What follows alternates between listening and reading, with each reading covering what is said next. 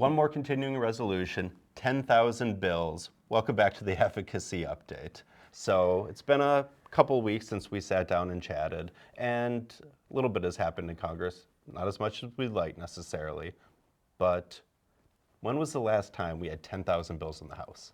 It was in the 90s, the late 90s. And so it's a little bit surprising that we have 10,000 bills when very few have actually been enacted. I think about 43 as we last checked. Right, and one of those is the continuing resolution, which is really just kicking the can on the appropriations to fund the government a little bit longer. Yeah, which seems to be the regular order these days.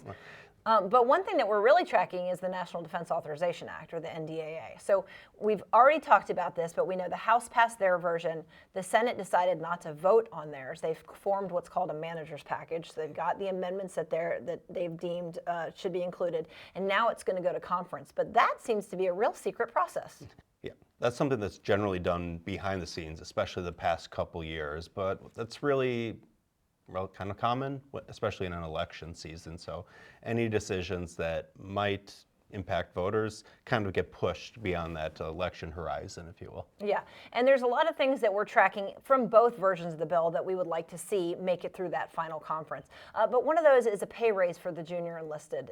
And General Kelly has weighed in on this a lot. So can you talk a little bit deeper about that? Yeah, so General Cory just did an op-ed in Military Times on this topic, talking about some of the concerns, because right now, as the Department of Defense budget is at record highs, but also there's a lot of threats in the world that we need to address. So balancing infrastructure costs for things like unaccompanied housing, military family housing as well, and then making sure that our service members have the best equipment and taking care of them, all are competing demands on a tight budget. So we know DOD's weighed in on this junior enlisted pay raise, and they've said we've had historic pay raises over the last 3 years. It's been, what, about 15%.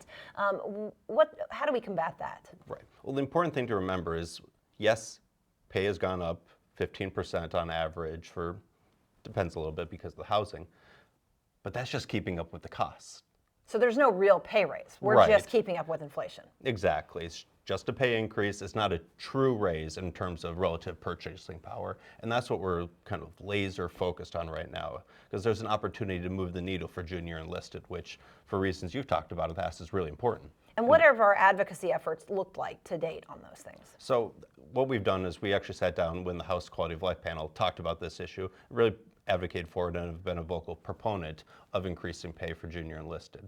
And now it's time to really put that pressure up and help get this over the finish line, because we have a little bit of time to raise the alarm, make sure people are aware of the opportunity we have with this NDA. If our members want to weigh in and share their thoughts on this, how can they do that? If you want to help out with this, go to our Legislative Action Center and write your lawmaker and tell them this needs to be a priority for this year's NDA. And while you're on the MOAA website, make sure you visit the store, because we've got a big sale going on to include this top. We'll see you next week.